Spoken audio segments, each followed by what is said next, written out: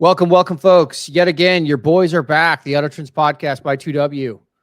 We are here yet for another episode of great industry insights. What's happening? What's going on in the world of automotive?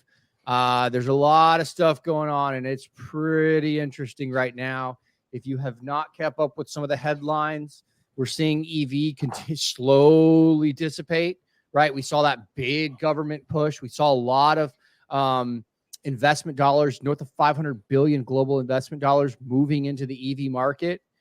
Wow, we're seeing a lot of pullbacks. Ford Lightning shuts down production. Hello. That's a big indicator, big guys. But before we get into all of these awesome topics, we took a week off. Sorry, we heard about it. I think there was a bunch of chatter. Last week, we took a week off. I sincerely apologize, but I will shame everybody who did have a problem with it. I welcomed my second daughter into this world, so I have been running around like a chicken with no head. So we welcome Palmer Williams. Yeah. A big congratulations, Gideon, on that. And Thanks, I think Lucas. people can forgive you for that. I think we can forgive you. Yeah. Do the whatever, the rosary or whatever we exactly. Yes, we'll do it. Exactly. No, congratulations, man. That's great news. I appreciate that, Lucas, man. And I know you've been there with the journey. We had a little bit of some hiccups. She had to go into the NICU. The dang girl would just stop breathing at like 3 o'clock for 15, 20 seconds. So we had some scares there, but I know you and I have been chatting a lot about it, but it looks like everything's in the clear. And I think she's going to be able to be back home come Sunday. Perfect. That's great news. Well, fantastic. In the Williams household, we have quick turnarounds. So she'll have to clock in Monday. She should be hosting an episode of the Auto Trends podcast. So right. Well, she's been fucking around the last week. So, I mean, that's not really acceptable either. Well, exactly. She's taking the piss now. Yeah. Okay, extended vacation. Can't do that here, baby. No, exactly. Well, maybe on the next week, we'll get a little glimpse of her. You'll have her live on the podcast. Yeah, I'll bring her on. Absolutely. Yeah, you'll bring her on. Yep. Yeah, I was telling my wife, I said for the rest of my life, every time she goes out and do something, I'm just like, hey, don't forget to breathe, honey. Right. Exactly. Don't forget to breathe. Exactly. She's probably going to treat pressure. She's probably going to just take pressure and so well. She's like, I don't know. My dad always just told me, just don't forget to breathe, Palmer. Breathe. Exactly. And I just would breathe, and then I was awesome. Yeah. Exactly. Oh man. Kids are awesome, man. They're a lot of work, but it's exciting to have them. But I'm excited to be back. I'm so excited. I've actually was getting withdrawals. I'm like, man, I just want to get on, fire away. Yep. I love it. Good to be back. Good to be back in action. Good. Yeah. Good. Another things that we'd like to get to before we get into some of the deep topics. SEMA Apex, our listener base. SEMA Apex, the Auto Trends podcast and 2W will be present at Apex. We will be running 10-minute segments. Anyone in the industry, manufacturers, distributors, if you're just attending and you've got something you want to talk about, we're going to be running it live. We're going to be running recordings afterwards. We're going to spread it out to all of to our channels. It's really going to be an awesome time. It's a great opportunity to meet us. It's also a great opportunity to to run a little live 10-minute segment with us to help support your initiatives, even internationally. I think there's a lot of interest internationally that I see. Yep. Yeah, absolutely. No, that's exciting that we had this opportunity, and thanks to Revolution Parts as well for that. Yeah, nice partnership. Nice partnership with Revolution Parts. They've been a blessing to support this and sponsor it. We got a ton more sponsorships coming down the pipeline too. This is very exciting. Absolutely. Yep. If you haven't been to our website as well, go to 2wautogroup.com. There's tons of exciting stuff on there. We'll be launching our magazine. You can check it out on there. That's going to be coming out in September.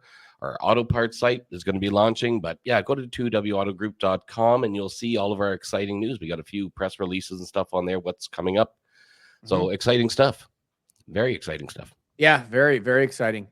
Even working on helping organizations maximize their teams. I know a lot of there's a lot of stresses. I think this is another initiative that we've seen is a lot of initiatives for, manufacturers, parts commerce, because margin, right? You have a relatively, you don't have 100% gross profit in the automotive business. Everyone knows that, when you go online, you have margin expectations anywhere from 15% gross profit to 30, 32, blended average, probably 22. That would be fair. Mhm. And one thing that we've been having a lot of questions on is, how do I build a customer servicing team, or how do I build personnel to help me achieve profitability and have automotive focused personnel that's not going to cost me $80,000 in a salary, $90,000 Right. in a salary, $100,000 in a salary, 50,000 even. So we've put together some stuff to help organizations have an incredibly automotive parts focused CX team, and really to help out with all the odds and ends, almost at a Yep. fraction of the cost. Yep. No, And you exactly. spearheaded a lot of that, Lucas, just with you being out in the Philippines and No, absolutely. spending time in the Canada and there. It's been awesome to see that grow. Yeah, and I think, if you follow our social media channels and on our website, and we'll probably have a press release about it next week, but we'll be launching, I think, a partnership here in Southeast Asia with the company. So stay tuned for that, and we'll probably have more next week. I'd say we can talk on our podcast about that, actually. Yeah. That wouldn't be a bad topic, to talk about for 10, 15 minutes, because it's especially for the small guys, and obviously the big guys. The big guys too. For everybody, obviously. But yeah, stay tuned for that. And I think, that's a good topic, good conversation. I think actually maybe we run a whole episode just on how do you manage a profitable automotive business with, without a massive P&L, right? Absolutely. Like a huge, because customer service is key. We see all the most successful programs in automotive have a stellar customer service. You may be asking, well, gosh, what do I do? Do I have to go hire another college kid just for them to be really unhappy because there's not the right coffee and bagels in the shop? All of these, exactly, dealing with a lot of labor problems, I think, in North America. Do people want to work? Oh God, they're right out of college. Well, I want $195,000 a year. Okay, bud. exactly. I mean, go take a hike. So I think we can really kind of touch in how people should be thinking about building your team effectively, strong teams, automotive focused teams with experience. So I think that's a good idea. Yeah. I mean, and we can have, Craig obviously on. He'd be a great guest to have on because, he's got the model down pat. He's been there, done this. So he'd be fantastic actually to have on. But the model does work. You know what I mean? There's no question that's what organizations are looking for, and the consumers as well. If you can offer good customer service now, you're going to have good, loyal customers, regardless of your price point as well.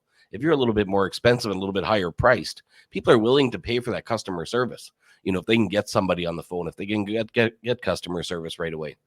But if your customers are calling into a hotline and waiting 20 minutes, 30 minutes on hold, being transferred to this department, that department, nobody's responding, they're not going to come back regardless of price point, whether you're cheap, you're expensive, so I think that's a great idea, Gideon. I think I think also that up for next week.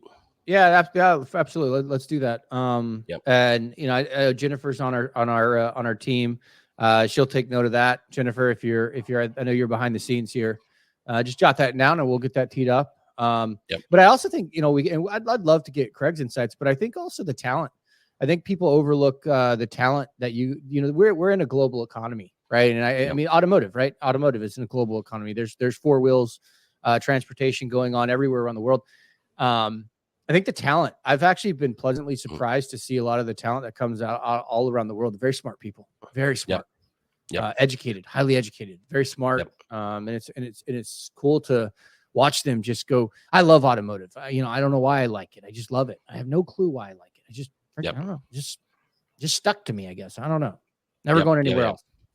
Yep. And of course, there's that negative connotation when it comes to outsourcing. Everybody, affiliates it with this bad customer experience. I can't understand what they're saying. They don't understand me because they're a different culture. And that's certainly true. I mean, I've had those experiences, more often than I would say not. But there is certainly ways to take advantage of it in a smart way. There's good companies out there that, are hiring educated, good people. So kind of lose that connotation, that negative connotation with it, that outsourcing is always bad and it's going to be a negative experience. But there is some very, very good outsourcing companies out there that take pride in who they're hiring, make sure they're hiring the best of the best, university graduates with experience. And and I think, that's a great idea for next week. We'll have Craig on and he can explain what he does because that's right up his alley. Yeah, and the intimacy. I've seen a lot of organizations kind of look at the outsourcing model, but it's like they kind of set it and forget it, and they're not very intimate with the process. What I've seen is always, if you're more intimate with the process and you're more connected, your teams now become global. They become a part of your fabric, right? And they become your culture, and they become part of you, and it makes a lot of sense. And so, anyways, I don't know. We don't have to beat that thing down too hard, but I just thought it was awesome because that's some things that we've seen, and that's been a really common request, which was interesting to me. But absolutely. First and foremost, man, topic of the day. I am shocked. We talk a lot about EV. I've said it before. Probably going to be 3 winners, guys. I think right now we're looking at Tesla for obvious reasons. I think the partnership with Volkswagen and Rivian. I think that Volkswagen of America, I think that's going to be a home run. I think Rivian's going to survive, although I think their product is priced too high. And I don't know the third, but I got to tell you right now, I think Ford. This is a really interesting topic. Ford, the truck, the F-150, the American truck, right? The American muscle. If you want to get the job done, buy a Ford 150. It'll pull a house. Halting EV production on the Lightning. Shifting to Ranger and Bronco. They're going back to ICE and hybrid. Right. That's interesting. It is. We always talk about EV every week, and I think, ultimately, I do believe that at some point in the future, I mean, EV will be the thing. At some point, I think it's inevitable. But just when is that time going to come? I think it's, a little bit of ways down the road, but I do think at some point, we're going to see that conversion completely to EV. But certainly. I think we will as well. I think we will as well. I do think it's inevitable. But I think we got a little bit ahead of our skis. I mean, if we look at the Ford spokesman, T.R. Reid, reported out, we're pausing work and limiting spending on construction on the Marshall project until we're confident about our ability to competitively operate the plant.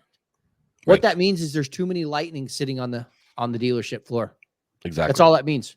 Because when the plant shuts down, think about it. Think about your overhead to run a plant. Oh, exactly. Huge. It's like heavy duty equipment. If it's not running, you're not making any money. Exactly. Money. Huge. Yeah. So demand has to catch up. That's and when is that going to happen? And how long are you willing to suffer that loss for? If you build the plant now, maybe you're looking, years down the road. Maybe you're getting 5 years down the road until that plant can kind of catch up to capacity, and reduce capacity. Well, and I'm curious to your take on this, Lucas. When we look at all the political pressures and we look at Kamala Harris, and we'll talk about it in a bit, the UAW, they endorsed Kamala Harris, which I don't really know why. I don't understand why. I'm starting to think that they're just kind of a ticket voter, a ticket endorser, right? No matter what, they're going to endorse the Democrat. Because I think it's hard to endorse somebody like Kamala Harris. She's flipped all over the place. She's, she's point blank telling you we're going to have price fixing, point blank saying we're going to raise taxes. So I don't really quite understand how that impacts the middle class. Actually, I think it contracts the middle class, and it becomes, you have basically society buckets, right? You have the low income, middle income, higher income, very wealthy income. And so I think but that's not kind of the point there, but, I lost my train of thought there, but, I just feel like it's an interesting move. Okay. That's where I was going with it. It's an interesting move with the political pressures. Do you think Ford is thinking we're going to have a political shift? And that's the thing. I mean, it's a risky, obviously this decision was made by Ford to build the plant, obviously years ago. I mean, this wasn't, decided yesterday to build the plant. But now certainly, it's a risky time, certainly if you're in corporate America type of thing, to make any big decisions. Obviously you're not going to make any decision now before the election. That would be silly. Oh God, no. But that would be really silly. Right. Yeah. But just again, what's the risk that Ford wants to take? How long are they willing to suffer the losses for with that plant? If they continue with it, Because again, it's going to be years really until that is producing capacity to have the demand. Well, For then that sort of yeah, and facility. I find it interesting because when the whole Biden Kamala thing happened, and anyone who says politics aren't entwined with business, they're wrong. It is. Of course it is. It is. I mean, there's tariffs involved. There's GDP involved. There's a lot of moving pieces. But I found it interesting because at first, when all that was happening, and for any of our listeners who don't know what UAW is, it's the United Automobile Aerospace and Agricultural Implement Workers of America, right? It's a union. Actually, Right. That's all. It's a union. United Auto Workers, right? United Auto Workers, no? Yeah. And it's a union. And what they represent the automotive workers, right? But I found it interesting at first. They were kind of like, yeah, we're not sure who we endorse. And I guess if you're a part of the union, maybe you kind of also fall in line, but it seems like they're a straight ticket endorser, right? Right. They don't, that's my observation, is that they're a straight ticket endorser. And anytime I don't know about you, and I really kind of don't really care how people vote or what they vote. Obviously, it has to be personal to them. But I vote Democrat and Republic. I've voted for both my whole life. I never find myself saying I'm going to vote a straight ticket. Right? I have friends that do that for sure. But I always find it very dangerous when you become straight ticket voting. Mm-hmm. It always means that you're just neglecting anything of maybe outside of how you think. Right. I think California has gotten stuck in a straight ticket voting system. Right. Yep. Checks and balances are good. It's positive. It's positive for the world to have checks and balances. Because even Kamala Harris, I think she just said, if I'm not mistaken, last week or even this week, about the corporate tax rate. She was going to raise that once again. I think up to, if I'm not mistaken, 30% or something like that, like something much higher than what substantial. Yeah, which is massive, and I mean, again, politics aside, I mean, I don't understand that mentality, taxing the rich and taxing corporations. And I mean, I understand from, a revenue sort of point of view, but again, these are the people that are bringing jobs to the country. These are the people that are building things. These are, so, and you want to tax them, and, it just pushes them out. I mean, it sounds good. Okay, the rich can afford to be taxed, and okay, these big corporations making lots of money. Okay, that sounds great because they've got lots of money. We can take it. That's fine, but they're just going to go elsewhere, and I think that's what people forget, at times. Well, that's the problem is that, well, and here's the thing. They're always like, it's about the billionaires or whatever. Dude, they're not impacted. The wealthy people of this world are not impacted by this. Right. It just means that they have to navigate it a little bit more strategically. Right. Yeah. I've spent a lot of time abroad, just as you have. I've been in many cases where I've been in other countries, second, third world countries, and I'm sitting there having a beer at the bar with a guy who, one time, a guy out of Switzerland, he was a top 40 wealthiest man in the world. Right. And the more I got to know him, I was like, well, why the hell are you here? He goes, taxes, buddy. Right. This is my residence. Exactly. This is where I live. This is my residence. Right. My point is that they're smart, dude. They're smart. They're smart. They've got resources, advisors, very smart people. Yeah. And so when we say we're going to take this action, all you're doing is you're squeezing the middle class. That's right. That's all you're doing, man. That's it. Right. Wealthy people are going to be wealthy. That's right. Get over it, people. Right. There's going to be wealthy people. Right. Because even, I mean, they went on Trump, for how long, over his taxes, and he didn't pay taxes for how many years. But neither would I. You know what I mean? If I'm wealthy, which I'm not, but if I was massively, massively wealthy, I would try to minimize that down to zero myself. It doesn't matter if I'm wealthy or not. That doesn't mean I'm just going to give my money away. No. I think every American, every Canadian, everybody worldwide wants to minimize their taxes. I mean, fine. You might get the odd person that says, look, I don't give a fuck. I'll give you whatever you want. Give back to the government. Great for you. But that's not the majority. 99.9% of people, when it's tax season, they go to their accountant and say, look, man, I don't want to fucking pay anything. In fact, I want a refund. So, I mean, you'd be stupid if you didn't do that. And obviously business people are not stupid.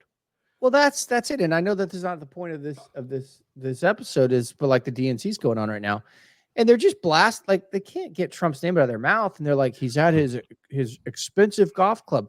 Why does it fucking matter? Right, exactly. He's a wealthy guy. God Right, dang, man. He's got exactly. his name everywhere. He's a wealthy guy. What do you own him to do? In the trailer park? Right, exactly.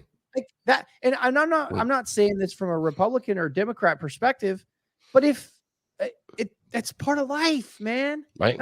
Not all are created equal. Meaning if you took everybody in this world and gave everybody $10,000 in 10 years, you'd have broke fuckers and you'd have very wealthy people.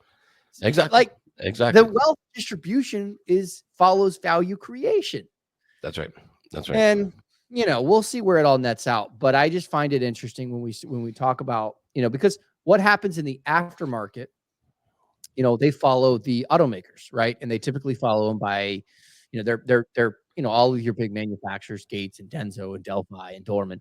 They follow them, and although they have OE contracts, meaning they make the products for the automakers, they're also following the trend on where this is going. So they're like reactionary to what's happening in the automakers world. And like for example, BBB, they're a big aftermarket. BBB Industries. If you don't know them, they've got a bunch of brands. Very, very large company. They have definitely OE contracts, right? Like they contracted the automakers to manufacture those products. They just acquired All Star Auto Parts, right? And that's a distributor, wheels, lights, tires. And they have a relatively large presence in the US. I think they have like maybe 8 or 10 locations across the country. I find most interesting about that is a lot of manufacturers and it's happened in the past where manufacturers will try to eliminate a warehouse distributor to distributing their parts because they want more margin and for obvious reasons. So I found that pretty interesting that they acquired All Star Auto Parts. I don't know. They may be looking at different ways that they can be more 1-2 distribution, meaning them to WD, but they own it and then it gets out to so they can cut out other. I don't know. I'm not in those meetings at BBB. Yep. I think you're seeing that across the board, even, with Tesla. I mean, you go online now and you buy a Tesla car. You know what I mean? You don't go anywhere. I can do it right now from my laptop. I don't need to go into a dealership. I don't need to talk to a third party. I can just contact Tesla directly and be like, right, I want this model, this model, this model. And then suddenly, in whatever months or a year outside my door, they bring it, they take it off the truck and boom, there's my Tesla. So I think, a lot of the manufacturers now are looking to that model as well, just direct. I think you're going to see that trend. I think you're going to hear a lot. Where some of the dealerships run into issues is they have franchise agreements, and those things are very lengthy. Tesla, they did not, right? So they're very smart in that regards. And I know when you look at the EV, the internal combustion engine, weren't you mentioning something about Toyota and hydrogen? I thought you mentioned. So Toyota expands production of their hydrogen-powered trucks, and Toyota is ramping up production of its Class 8 trucks. Targeting increased adoption in the freight industry. The company aims to address the growing need for sustainable solutions in long-haul transportation. So again, back to hydrogen. So that's interesting. But so that's long haul. So, but what I find interesting about that is long haul transportation, and that's actually been a really hot topic around long haul distribution, right? Absolutely. So,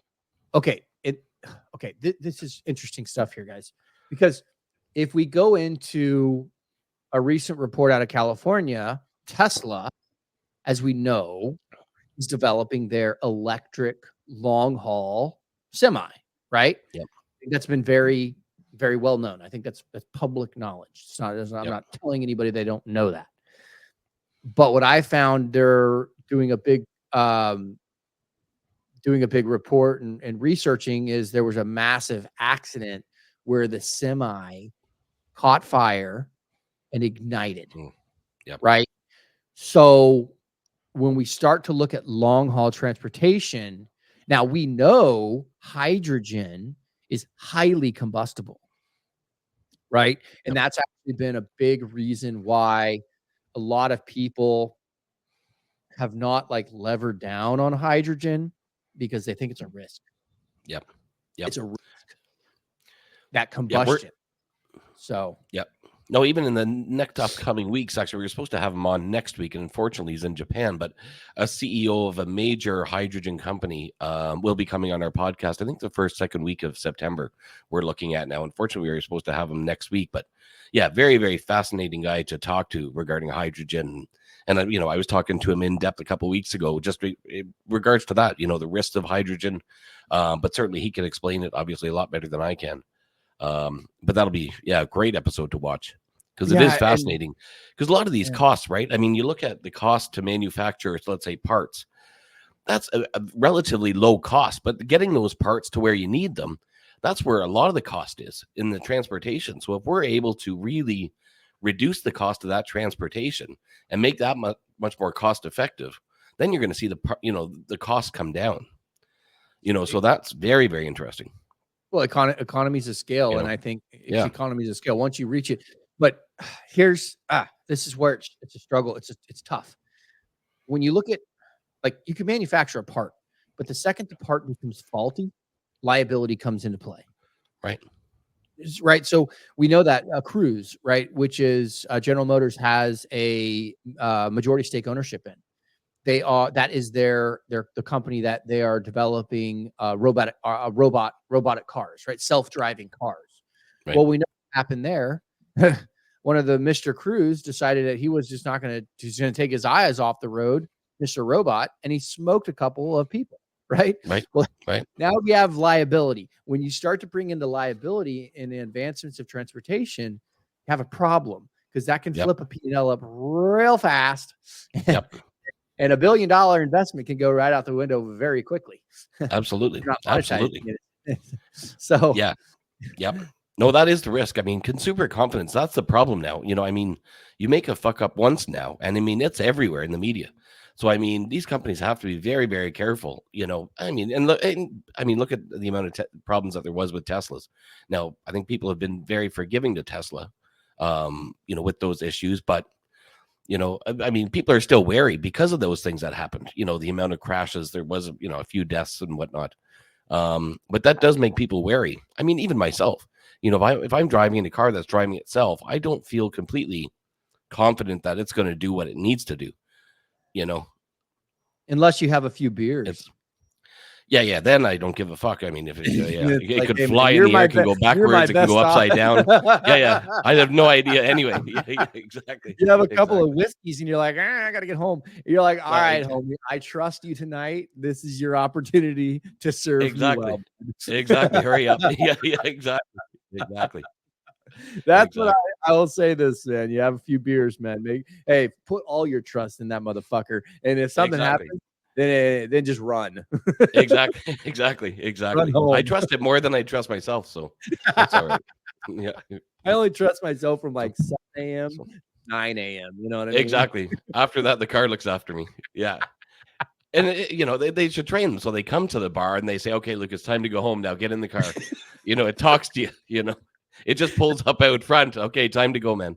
Next thing you know, Lucas is in a full-on argument with his robotic car, man, that he ain't going home. Exactly. He still got half of his freaking cocktail in there too. Exactly. Oh, that is so good. That is so. But good. I think at some point, really, I think, as much as we laugh about it, I think really in the future, I mean, the car is going to drop you off to work. It's going to know to come back and pick you up, or you just hit a button on your phone, and suddenly it leaves the parking lot wherever it's parked, and it just comes back, picks you up, takes you where that. That's going to happen. That's not futuristic, that will happen. There will be designated parking lots within cities where these cars will go to park during the day. Once they drop you off, let's say, for example, the car will park itself there. You just hit the app on your phone and boom, the car fucking comes out front of your work, picks you up at whatever time you like, and literally, takes you home. It parks there. Yeah. And I think even you'll have the high end is oh, I own my own rider or whatever. I own my own, I own mine. But then if there's probably going to be a lot of people that are like, no, I just use the app and it's like a fleet and they service this region and I click one and the only side is you got to get everything out of your car, kind of like Uber or Lyft or any rideshare company. Right. But I think that's like the next level of innovation. I know we get on EV and hydrogen, and it doesn't matter really what powers that, because what Right. powers it is irrelevant. Right. I know we want to obviously be, mindful of the environment. So that's important, right? What resources going into it, but we're mining cobalt and all these different metals for EV, right? So we're not fully being green here, guys. Like it's not totally green, True. but the fact that I can just have my car or an app and a fleet just come swoop me up at 5 a.m. because I got to go I got to book a flight. I Right. think it's the future of automotive. I really do. Yeah. I mean, why? I mean, you look at it and you think, why do you really need a car?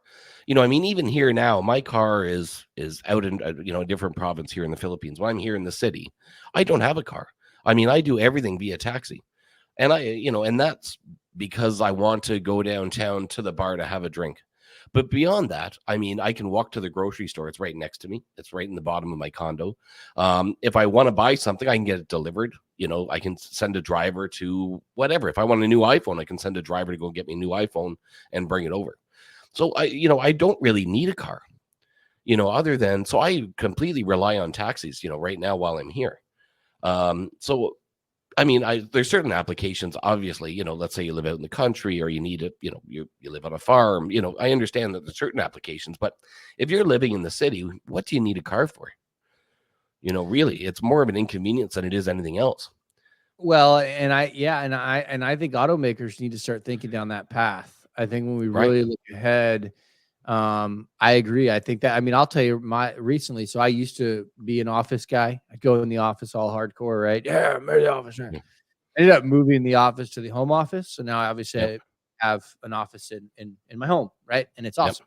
Right? Now we have a studio. It's badass. I actually love it. I actually probably work more now than I did going to the office because it's just like right upstairs. Right. But regardless, when I did that change, I sold my car. I had a sedan, a Right. nice Lexus sedan. It was awesome. I loved it, man. Lexus makes such an awesome car. It's beautiful, powerful. They don't ever break either. Like, and that thing was going Right. on. Oh, it was going on like 9 or 10 years old. And I was so upset and torn about getting rid of it. But I didn't want it anymore. And so I got rid of it. And so we're a one car family. And in the US, to be a one car Right. family is a big deal. There's not many Right. one car families. In the US, there's not a lot of, there are 2, 3 car families, sometimes Right. 4, right?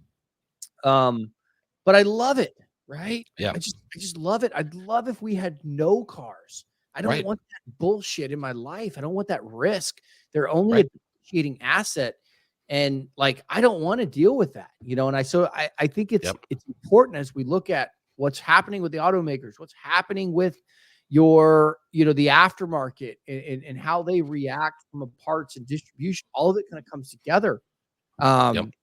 I agree. I think we're going to see a trend towards less automobile transportation. I do. Right. I agree Yeah. with that. 100%, especially in the cities, 100%, especially. I mean, it makes no economical sense or practical sense to own let's say Toronto, Canada, for example.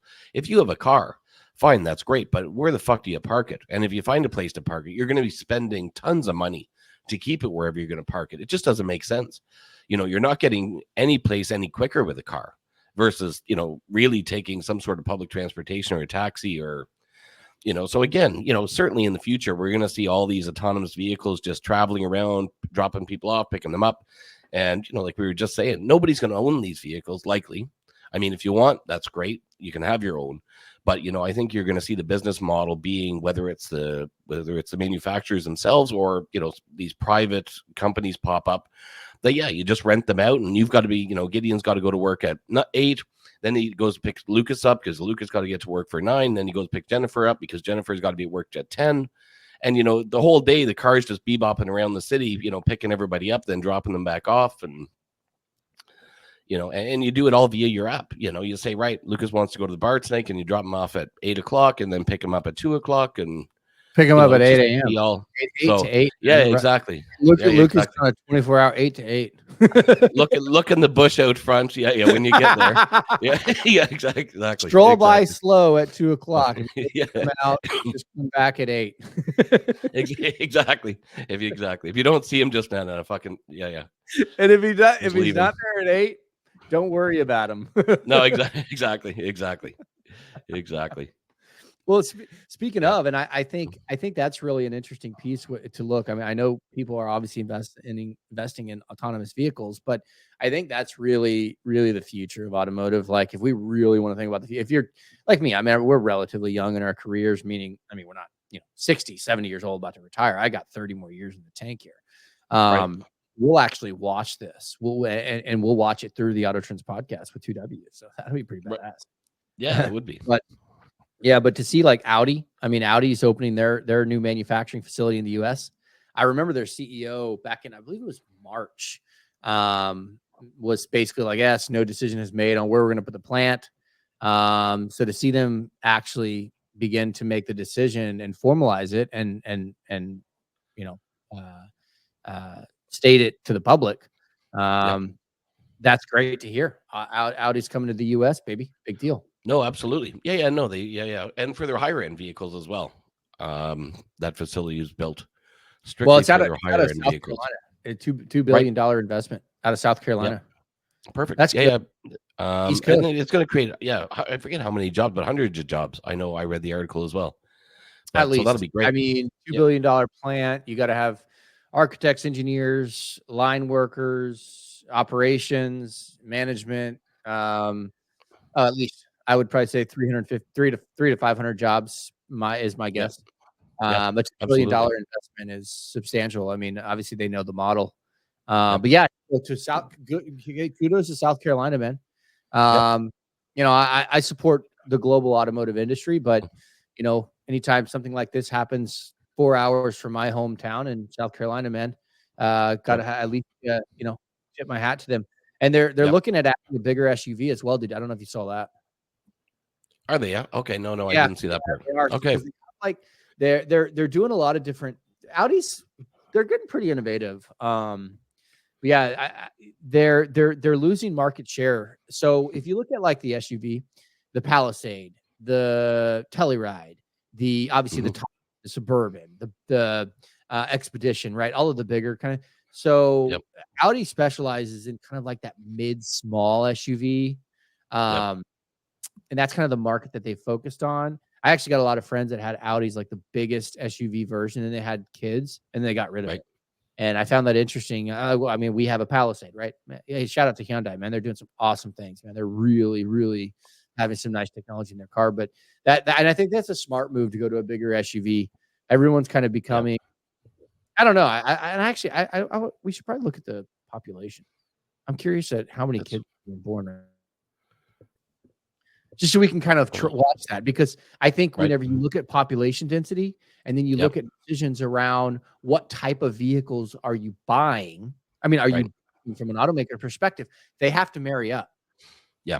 Like, for example, when the baby boomers, right? Like our parents, like if you just watch the population density, dude, I would put my freaking trend line on where the population density is and where free cash is, and then build cars to that segment, because that's a home run. Yeah. And I think the manufacturers now, I mean, you struggle to know where to focus on, I think that's what you're seeing with EVs, and you're seeing that with, again, these SUVs or sports cars, or, these manufacturers are trying to figure out, Jesus, where do we put our investment? Where is the smart path? The future, okay, fine, is an EV. So we've got to put a substantial amount of investment there. But obviously, we got to keep the current people that are purchasing vehicles happy as well. So how much do you invest into that? Because again, having an EV plant versus having a gas powered vehicle plant, that's apples and oranges. It's not you're going to convert one to the other overnight. That's a major investment. Well, I mean, we saw it. We're looking at it with Ford. Yeah. No, exactly. That's a $3.5 billion investment, man. In the Ford Lightning. Right. That's substantial. That's a lot of money. Huge. Huge. Yep. And And just for it, like in a relatively short period of time, you sit there and be like, yeah, we're shutting it down. Why? Because it's funny. I have like, I was just talking to a couple of F-150 guys. I've had, this is my fourth. I love them. Right. And I said, what do you think about the Lightning?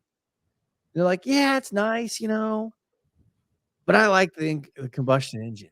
Right. I mean, and that's just one consumer, right? So obviously a Of course. decision is going to be made off that.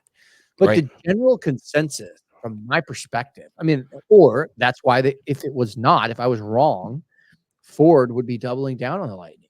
Right. Yeah. No, we've talked about that a few times, I think.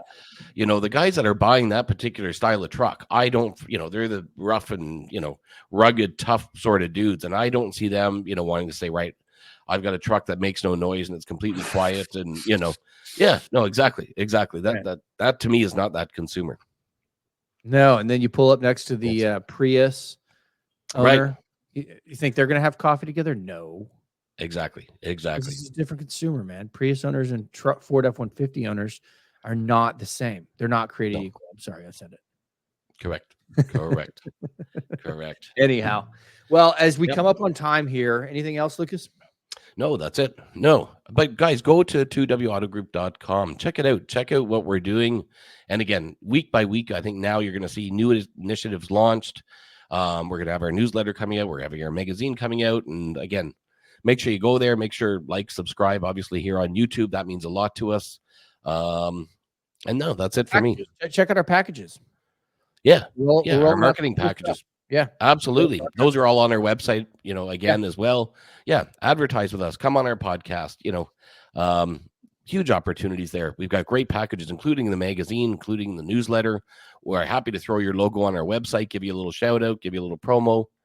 So some great stuff. Yeah. And we're pretty easy guys, man. And I think, we'll get you in touch with Jennifer Avella. Yep. And you can see it down there, team at 2wautogroup.com. Get into the magazine. Even if you just want to write up an article, we put it in there for you. Just exactly. Happy to do it. Yeah. We'll throw together some awesome little package. I mean, it's, we're here for the industry. Again, hey, always like and subscribe. The best way to support us is like and subscribe. We love doing this. We love what we do. We're going to continue to keep a really strong pulse on the industry. I think this is a really weird, exciting time. We're seeing some changes. Political powers are changing. Decisions are being made. Here we go, baby. Buckle up. Yep. But as always, guys, it is an absolute awesome time serving you, this wonderful industry. Lucas Gideon, we are the voice of the industry.